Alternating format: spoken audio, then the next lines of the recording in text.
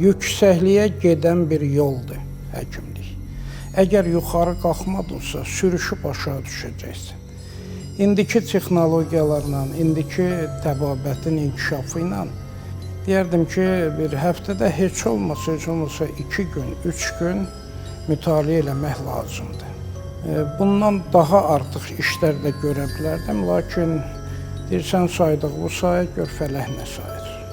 Nə cür ki, bir fəlsəfəçi demişdi, bütün insanlar eyni cür xoşbaxt olurlar, amma hərəsi özünə məxsus bir problemi var.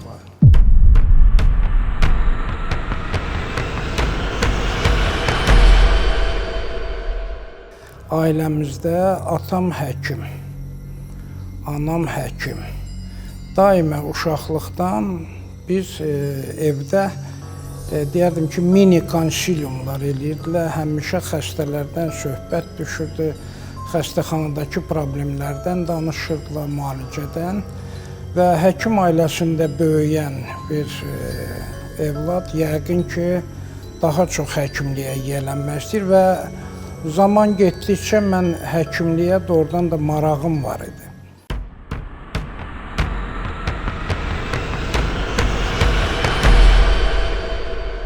Biz həmişə fikirləşirik ki, biz nəyisə axıra kimi bilirik, lakin gəlib o nöqtəyə çatanda bir də görürük ki, bizim bilmədiyimiz şeylər çoxdur.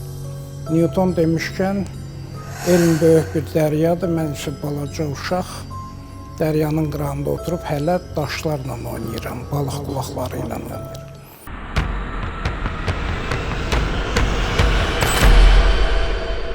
Xəstənin özündə və qohumlarının sifətində təbəssüm görəndə bu insana böyük bir, necə deyərdim sizə, qürur hissi də verir və insan şad olur ki, doğrudan da kiməsə bəxş eləyə bildi. Yaşamaq xoşbaxtlığını, sağlam yaşamaq xoşbaxtlığını. Bu pafos deyil, deyərdim bu ürəyimdən gələn sözlərdir.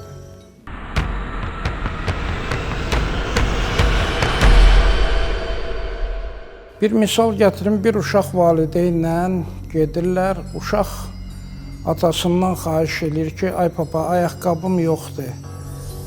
Bugün ayaqqabı al mənə, keçirlər, görürlər ayaqqabının qiyməti məsələn 20 manat. Valideyn deyir, yox, sənə ayaqqabı lazım deyil. Uşaq narahat halda qayıdır evə.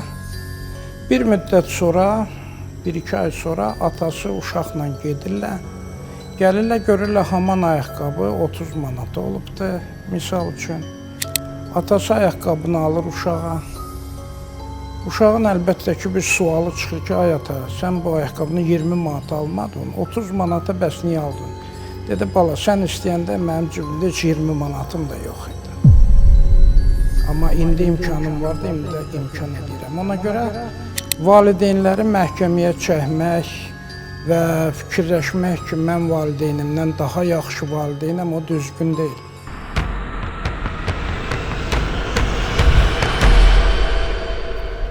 Bu sözə Albert Einstein gözəl cavab vermişdi. Demişdi ki, bir müəllim mühazirə oxuyanda demişdi ki, qaranlıq var, müəllim demişdi, bəli var. Çünki əvvəl müəllim bir misal çəkdi ki, Allah yoxdur və siz onu görmürsünüz, Allah yoxdur. Albert Einstein də haman leksiyada, mühazirədə oturmuşdu. Deyir, qaranlıq var. Müəllim deyir, bəli var, deyir, yox. Qaranlıq odur, işığın olmamasıdır. Soyuqluq var, müəllim deyir, var, deyir, xeyr, soyuqluq da o deməkdir ki, hərarət yoxdur, soyuqluq sözü yoxdur. Ona görə işığın olmadığı yerdə qaranlıq gəlir və qaranlığı deyərdim ki, insanlar oturub qaranlığı lənətləyirlər, qaranlığı pisləyirlər. Onun əvəzinə durub bir şam yandırmaq mən bilən daha xeyirli olar.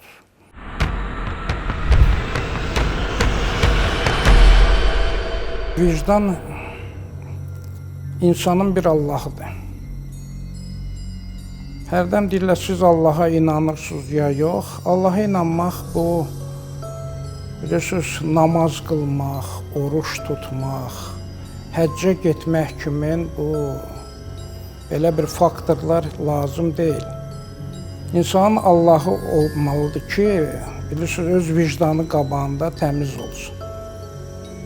Öz uşaqlarıma da deyirəm, bir işi təklikdə görəndə də bilir ki, Allahın nəzarəti sizin üstünüzdədir. Allahın gözü qabağında bunu eləyirsiniz. Əgər sizin deyir, vicdanınız varsa, belə bir misal var Rusça, если у вас есть совесть, то вас используют те люди, у которых нет совести. Sizin vicdanınız vardırsa, sizdən vicdansızlar istifadə edəcəklər. Amma mənim aləmimdə və bizim ailədə ümumiyyətlə vicdan olmalıdır. Vicdanını itirməməlisən. Ələxüsus bizim həkimlik sənətimizdə.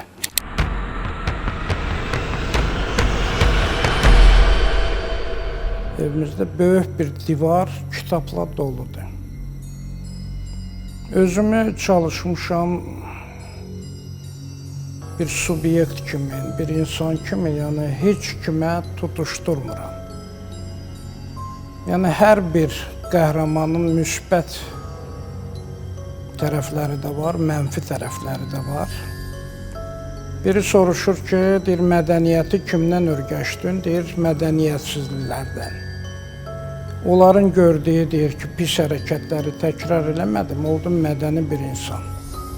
Romanlardan, yəni ki, detektiv romanları sevirəm. Hal-hazırda Nesbø, belə bir yazıcı vardı, Norveç yazıcısı. Bizim yazıcılardan Çingiz Abdullayevdir, detektiv romanlarında. Deməli, detektiv çox oxuyuram. Conan Doyle'un deməli, əsərlərini oxumuşam. Edgar Poe, sonra George Simenon. Və çox zaman və mən kitab oxuyanda əvvəldən mülahizə qururam ki, cinayətkar kimdir? Bu cinayəti kim eləyə bilər? Və axırda görəndə ki, bəli, mən haqlıydım, əvvəldə kimdən şübhələnmişdim. Özüm belə fikirləşirəm ki, yəqin haman o detektivdən özümü bir yerə qoyuram.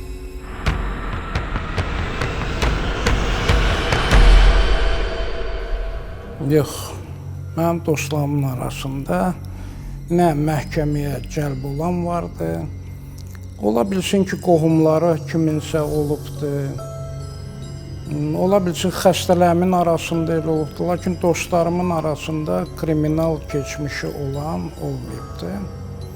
Amma yenə deyirəm, həkim kimi biz hər bir insanla qarşılaşırıq. Məsələn, xəstələrim var idi, 15 ildə yatmışdılar qazamatda, kriminal keçmişləri də olmuşdu. Lakin dostlarımın arasında elə biraz yoxdur.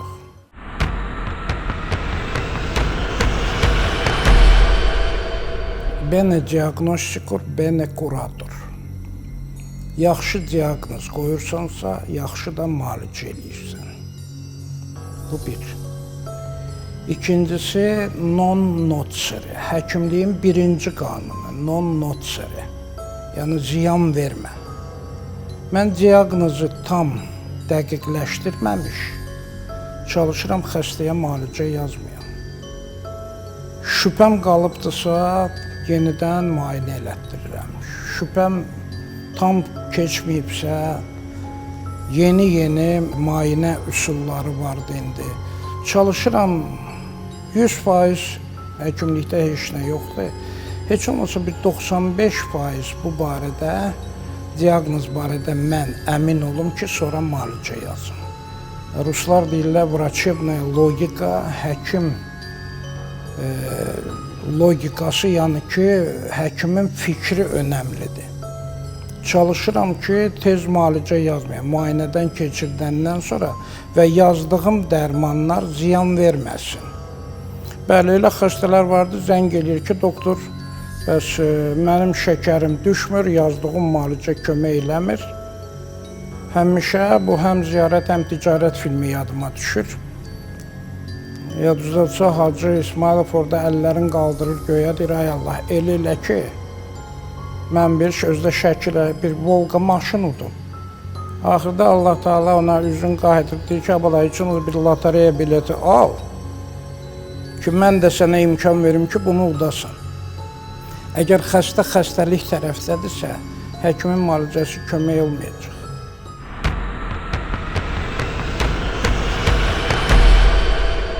Bunu bilməmək özü xoşbaxtlıqdır.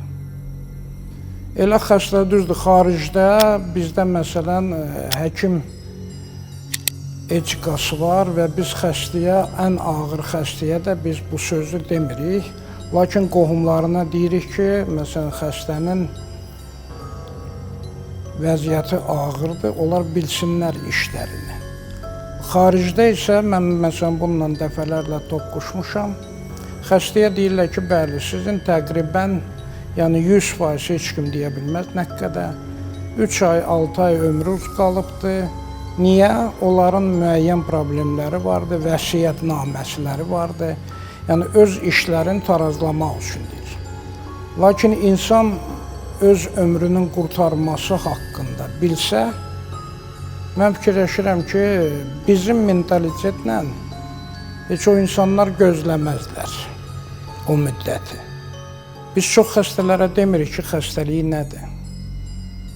Çünki bəzi zaman bunlar öz xəstəliklərini biləndə deyirlər ki, uşaqlarımı, yaxınlarımı xərcə salmayım. Onsuz da mənim ömrüm buracan idi, xərçəng xəstəliyinin müalicəsi yoxdur. Müalicəni də dayandırırlar və onlar ömürlərini biraz da qısaldırlar. Lakin indiki zəmanədə, yenə deyirəm, təbabət elə inkişaf eləyib ki, xərçəngi müalicə eləmək olur. Baxır onun mərhələsindən, rusca desəm stadiyasından, birinci, ikinci stadiyada müalicə eləmək olur. Artıq 4-cü mərhələdə metastazlar çox olanda aydın məsələdir ki, burada da simptomatik müalicə gedir ki, bu intoksikasiyanı azaltmaq, biz ömrü uzada bilərik bir qədər. Lakin xəstə özü bilsə ki, nə vaxt öləcək və biz onu desək ona, o müalicəni dayandıracaq psixologiyasına görə çoxları. 2014-cü ildə Respublika xəstəxanasında bir xəstə yatırdı. 3-4 ay komadaydı.